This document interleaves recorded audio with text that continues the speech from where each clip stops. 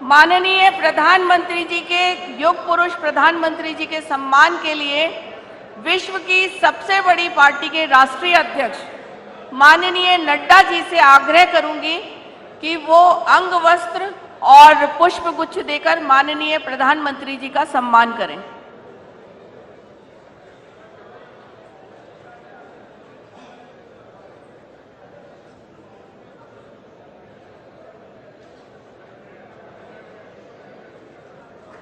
करतल ध्वनि से स्वागत करिए।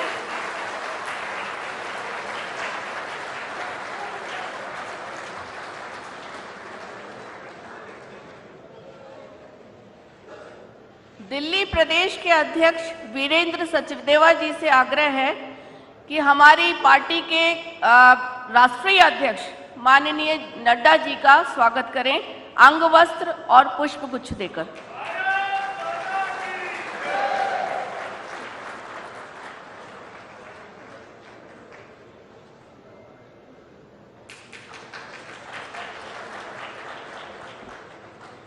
हमारे पूर्व अध्यक्ष और पूर्व मंत्री वयोवृद्ध नेता मुरली मनोहर जोशी जी के स्वागत के लिए प्रदेश के महामंत्री हर्ष मल्होत्रा जी से आग्रह करूंगी कि अंग वस्त्र और पुष्प गुच्छ देकर माननीय मुरली मनोहर जी का स्वागत करें। करतल ध्वनि से स्वागत करिए हमारे वरिष्ठ गणों का।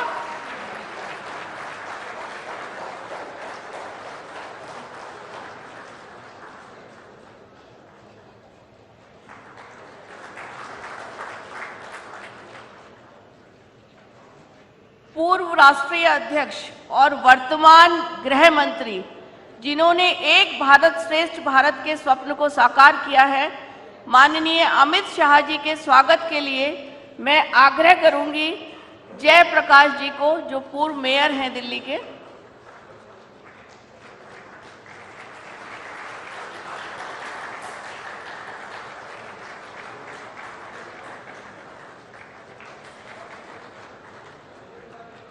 पूर्व राष्ट्रीय अध्यक्ष और वर्तमान परिवहन मंत्री जिन्होंने इंफ्रास्ट्रक्चर का जाल पूरे देश में बिछा दिया है, माननीय नितिन गडकरी जी के स्वागत के लिए मैं आग्रह करूंगी प्रदेश के उपाध्यक्ष राजीव बब्बर जी से।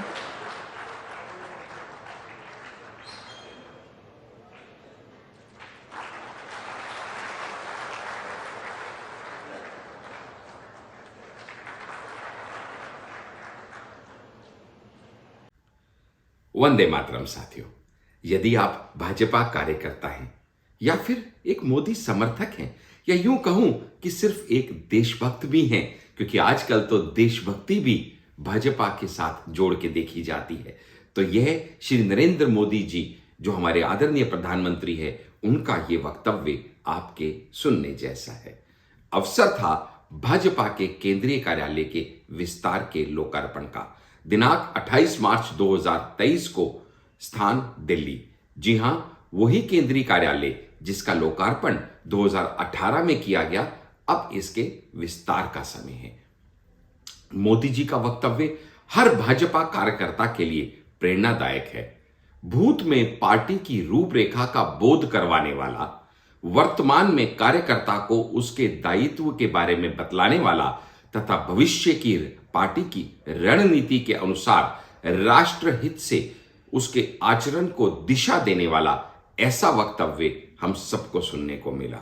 मैं तो सिर्फ कुछ प्रमुख बिंदु उसमें से आपके साथ आज साझा करने का प्रयास कर रहा हूं, क्योंकि जिस कार्यकर्ता बोध को मोदी जी ने अपने वक्तव्य में उबारा, उससे कम मेरा तो रोम रोम राष्ट्रहित में अपना सर्वस्व न्यौछावर करने के लिए प्रेरित हुआ है।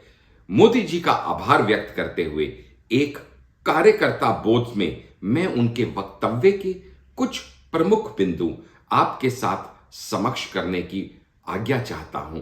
यदि मेरे इस प्रयास में कोई त्रुटि रह जाए तो आपसे विनम्र निवेदन है, मुझे क्षमा करें।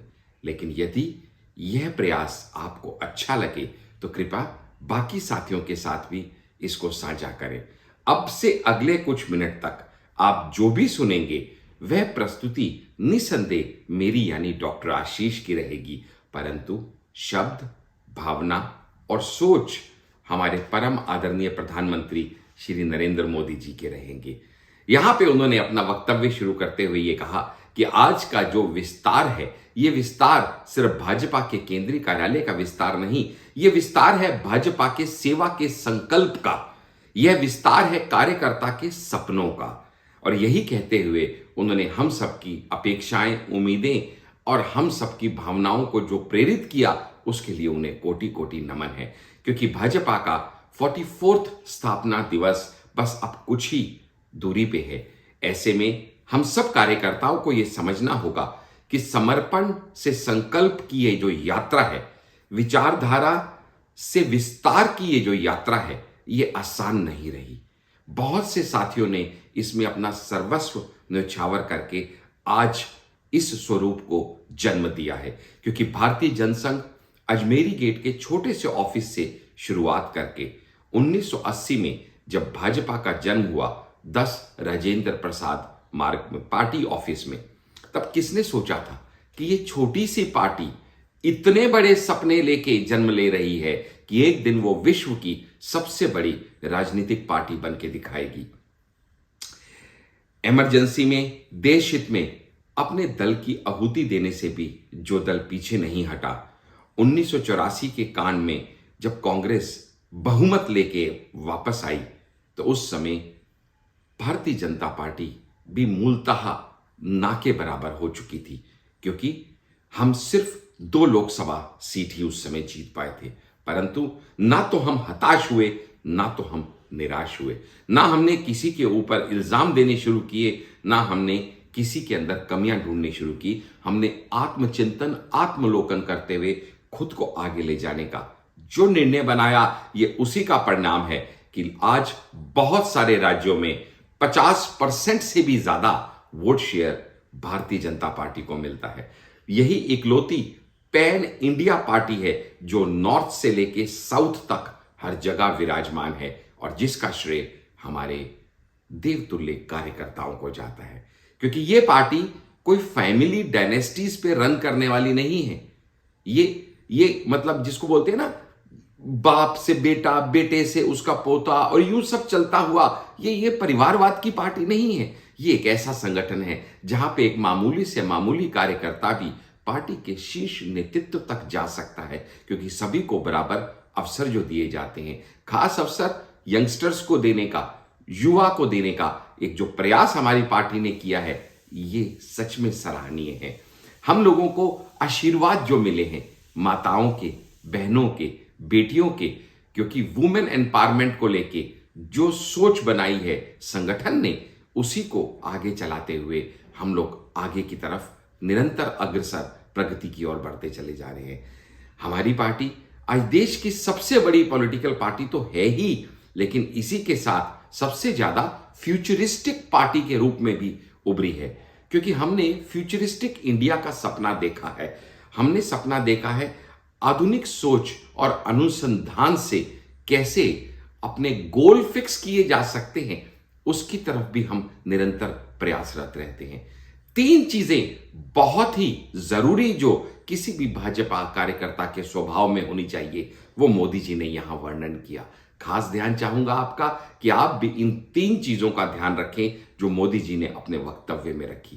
पहली, अध्ययन, जो किसी भी कार्यकर्ता के लिए बहुत जरूरी है।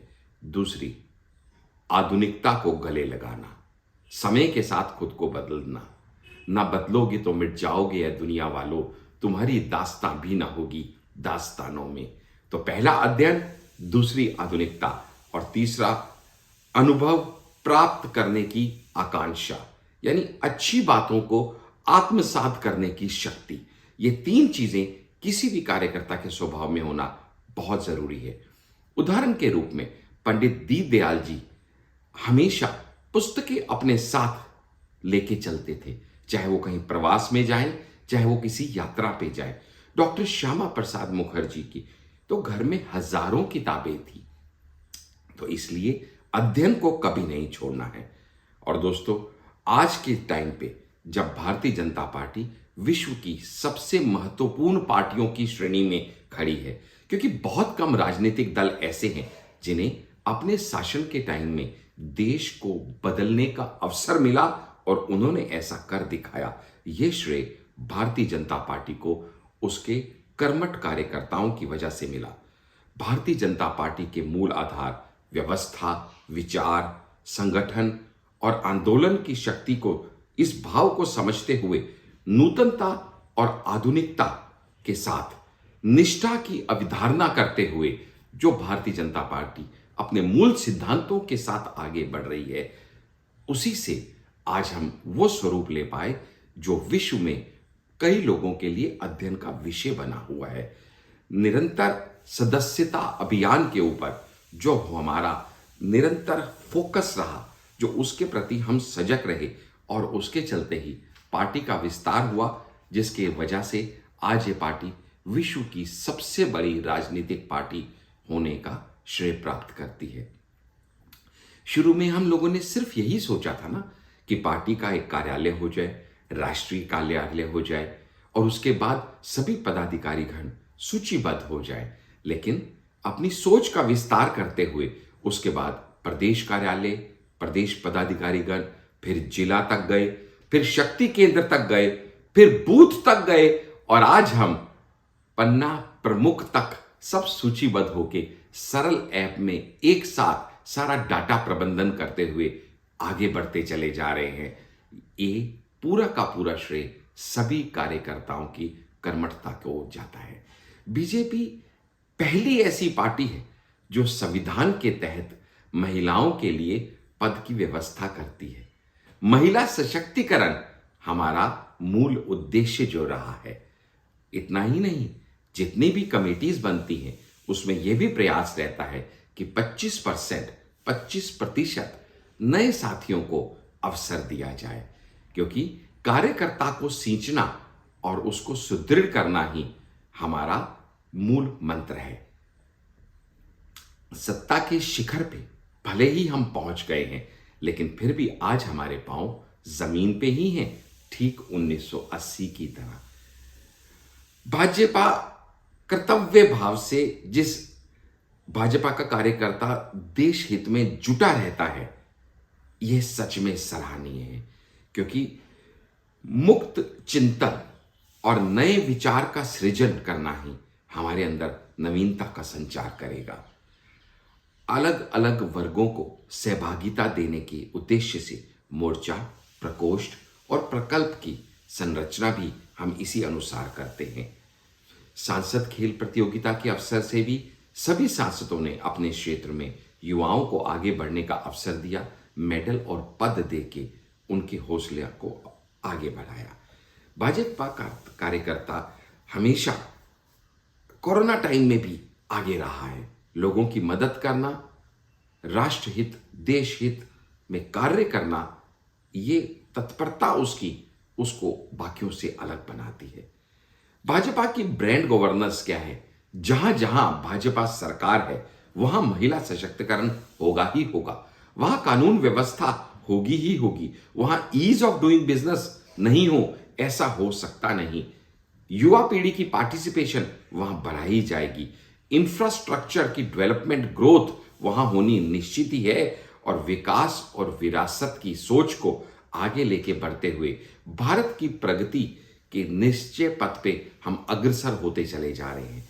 लेकिन क्या हमारी प्रगति सभी के मन को भाएगी? बिल्कुल नहीं, क्योंकि भारत विरोधी ताकतें भी अब काफी हद तक सक्रिय हो चुकी हैं। टूल किट के बारे में आपने सुना होगा। यही भारत विरोधी ताकतें, चाहे वो राष्ट्रीय हो चाहे वो अंतर्राष्ट्रीय हो, क्योंकि हमारे अपने देश में भी तो कई जयचंद हैं और बाहर की अंतर्राष्ट्रीय ताकतें भी क्यों हमको आगे बढ़ने देना चाहेंगी, ये भी सोच विचार का एक विषय है। तो ऐसे में चलते बहुत सी भ्रांतियां रोज फैलाई जाएंगी, लेकिन हमें समझना पड़ेगा कि हमारे लोकतंत्र की नींव, हमारी बिगेस्ट एसेट, हमारी इंडिपेंडेंट सोवर्निटी, हमारी डेमोक्रेसी है।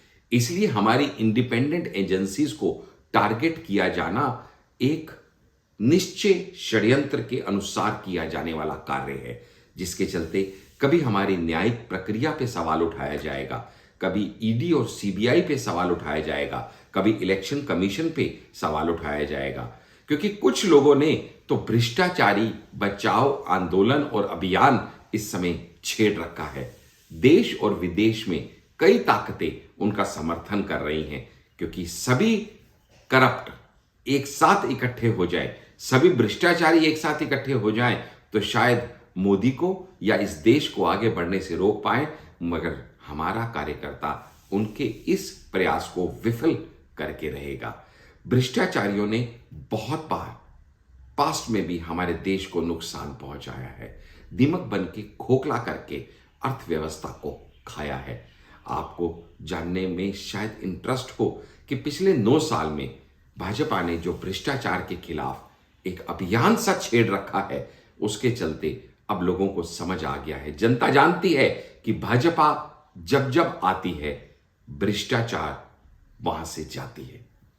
दोस्तों, कुछ डाटा भी अगर आपके सामने रखा जाए तो prevention of money laundering act PMLA के तहत, जहां पिछले राज्य सरकारों की और पिछली केंद्र सरकारों के चलते हुए 2004 से 2014 तक पिछले 10 साल में सिर्फ 5,000 करोड़ की संपत्ति को ही जब्त किया गया, वहीं इसी पीएमएलए एक्ट के चलते आपकी सरकार ने पिछले 9 साल में 5,000 करोड़ के सामने 1,10,000 करोड़ की संपत्ति को जब्त किया है और 15 गुना से ज्यादा लोगों को अरेस्ट करके prevention of money laundering act में एक नया इतिहास रचा है।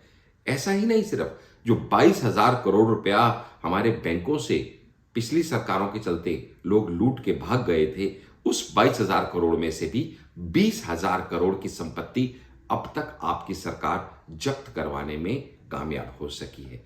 इसके अलावा प्रिवेंशन ऑफ करप्शन एक्ट में भी सीबीआई ने बहुत अच्छा काम करते हुए 5,000 केसेस जो हैं वो अब तक नोट किए हैं, और बहुत सारे गवर्नमेंट ऑफिशियल्स को भी अगर अनियमितता दिखाई गई है उनके द्वारा तो उनको पद मुक्त किया गया है। भ्रष्टाचार रुकेगा तभी देश बचेगा, ये बात आज हर भारतीय जानता है। इसलिए भारतीयों का समर्थन, देश प्रेमियों का समर्थन आपके और आपके पार्टी के निश्चय के साथ है, क्योंकि हम सब जानते हैं ना देश झुकेगा ना भ्रष्टाचार के खिलाफ कार्य रुकेगा। बहुत सी बार पीछे भी ऐसे हुआ कि ऑपोजिशन पार्टीज ने इकट्ठा होकर जनसंघ को उखाड़ फेंकने का संकल्प लिया, वो कर नहीं पाए। अब अगली नारा दिया है कि मोदी तेरी कब्र खुदेगी, मोदी तेरी कब्र खुदेगी, मर जा मोदी। इस तरह के नारों से हमें ना तो विचलित होना है ना तो रुकना है, क्योंकि देशवासियों का आशीर्वाद से ही हम आज तक आगे बढ़े हैं, अब भी आगे बढ़ रहे हैं और भविष्य में भी इसी आशीर्वाद से देशवासियों के हम आगे बढ़ते जाएंगे। भाजपा कार्यकर्ता जमीन से जुड़ा हुआ है, तप से तपा हुआ है और पसीने बहा के आगे बढ़ा हुआ है। भाजपा कार्यकर्ता ना तो बैठना जानता है, ना रुकना जानता है, ना थकना जानता है, ना आराम करना जानता है। वो जानता है तो सिर्फ एक बात, निरंतर आगे बढ़ना, देश की प्रगति में अपना योगदान देना, नव भारत के निर्माण में आपका भी योगदान है, ये आपके लिए बधाई का एक सूचक है। दोस्तों, भाजपा कार्यकर्ता होने के नाते आपको समझना होगा कि आपकी लड़ाई आसान नहीं होने वाली। आपको भ्रष्टाचार से लड़ना है, आपको भाई भतीजावाद से लड़ना है, आपको जातिवाद से लड़ना है, आपको भारत विरोधी ताकतों से लड़ना है। आपको भ्रष्टाचार से लड़ते लड़ते, इन सब का सामना करते करते भी अपने सिद्धांतों पे और अपनी सांस्कृतिक सभ्यता को मानते हुए और जानते हुए आगे निरंतर बढ़ते रहते हुए पार्टी का एवं देश का विस्तार और इसको आगे बढ़ाने में अपना निरंतर योगदान देते रहना है। अमृत काल में राष्ट्र निर्माण के लिए योगदान देने का अवसर आज आपके पास है, क्योंकि 2047 में जब हम सभी लोग एक विकसित भारत का लक्ष्य लेके चल रहे हैं और आजादी के 100 साल मनाए जाएंगे, उस समय राष्ट्र स्वतंत्र कराने में, जब आप जानते हैं कि जब पीढ़ियां खप गई राष्ट्र स्वतंत्र कराने में, तो राष्ट्र निर्माण में भी अगर कुछ पीढ़ियां लग जाए तो पीछे नहीं हटना, रुकना नहीं, थकना नहीं, झुकना नहीं। दोस्तों, भारत की सीमा ही हमारी कार्य सीमा है और हम सबके सपनों का भारत बन के रहेगा। इन्हीं शब्दों के साथ मैं डॉक्टर आशीष आदरणीय श्री नरेंद्र मोदी जी के इस वक्तव्य का, जो मैंने कुछ केंद्र बिंदु आपके साथ साझा किए और आपने इतने प्यार से इन सबको सुना, मैं उसके लिए आपका कोटि कोटि धन्यवाद करता हूं और श्री नरेंद्र मोदी जी को बहुत बहुत प्रणाम करता हूं, जिन्होंने इतनी सब बातें हम सब कार्यकर्ताओं को बता के, समझा के, हमारे कार्यकर्ता बोध को जगा के हमको राष्ट्र निर्माण में एक सिपाही, एक कर्मठ योद्धा की तरह तैयार कर दिया है कि अब ना हम रुकेंगे, ना झुकेंगे, ना डरेंगे, ना थमेंगे। हम राष्ट्र हित में, राष्ट्र निर्माण में अपना सर्वस्व देने के लिए सदा तत्पर रहेंगे। जय हिंद, जय भारत, भारत माता की जय।